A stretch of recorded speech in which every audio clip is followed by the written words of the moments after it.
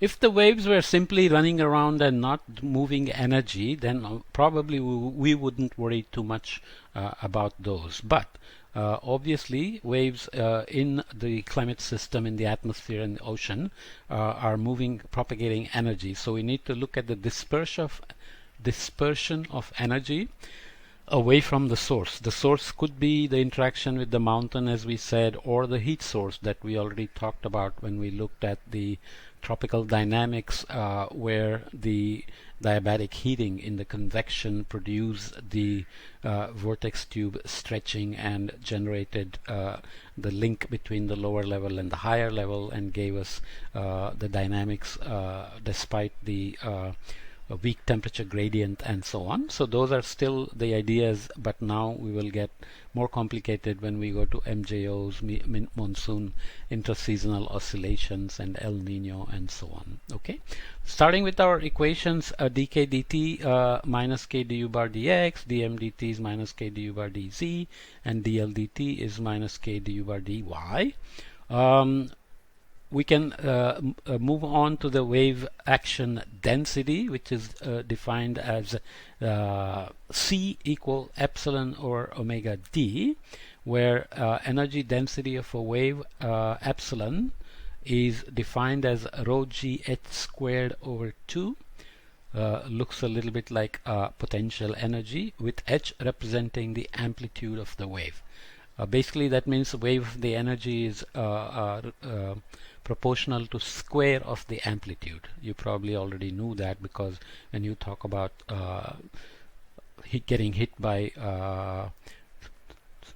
waves, the damage is always looked at in terms of the energy it is carrying as the height of the amplitude squared, or sorry, square of the amplitude of the wave. So using the same procedure we used before to derive these, dk dt equal minus k du bar x dx, the simple longitudinal case, we can do that with the energy density equation.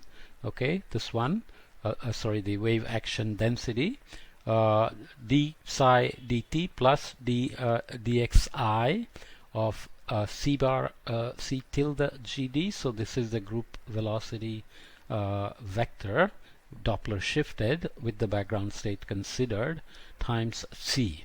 Okay, here epsilon is basically without the background state. It's just for the pure, whoops, what happened there? For the pure wave. Okay, so if frequency, Doppler shifted, and group velocity are independent of the spatial direction, then using the definition of the wave action energy density, and assuming that the flow varies only in the longitudinal direction, we can write this equation as d epsilon dt plus cgd d epsilon dx equal minus epsilon du bar dx, which basically looks like this form. That's what we are trying to do.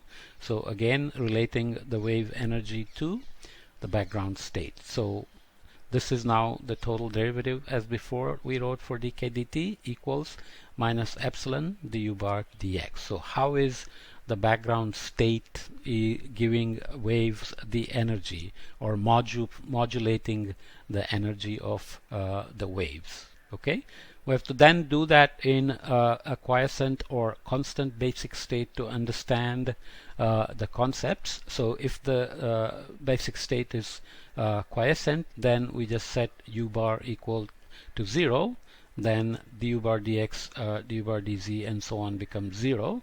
So we take those three equations for the three directions, then write dk dt, dl dt, and dm dt equal to 0. Then our equation also becomes simple, well, steady, d epsilon dt plus cg d epsilon dx equal to 0. So there is no background state energy being picked up by the wave, but there is a Doppler shift that we are seeing in the group velocity. So if you have a constant basic state instead of a quiescent basic state, then in this state the kinematic rules we saw before in those equations, I won't go back, still hold. However, the wave energy density in this equation is going to be modified by the replacement of the group speed with the Doppler shifted group speed. So we can write this as the total now. So d epsilon dt plus cgd d epsilon dx, which is d epsilon dt, where this is now the total derivative, so includes the advection by the Doppler shifted group speed. Okay, so basic state in this case, if it is constant, it is not going to change the waveform, and it's just going to move the energy at a different group speed, because the group speed is the speed at which energy moves, and the group speed in this case has been Doppler shifted by the constant basic state. Okay, so I'll come to the dispersive and non-dispersive waves to close out this short chapter, but I think you're getting a sense of what we are doing. We are just looking at simple waveforms with simple background states to establish the concepts of Doppler shift and wave mean flow interactions, which is actually a big deal for the atmosphere, not so much for the ocean, which moves much more slowly and is not as rapidly connected with the waves as the atmosphere is. We will see that the waves in the ocean move quite slowly, but they still are very important in the atmosphere as well.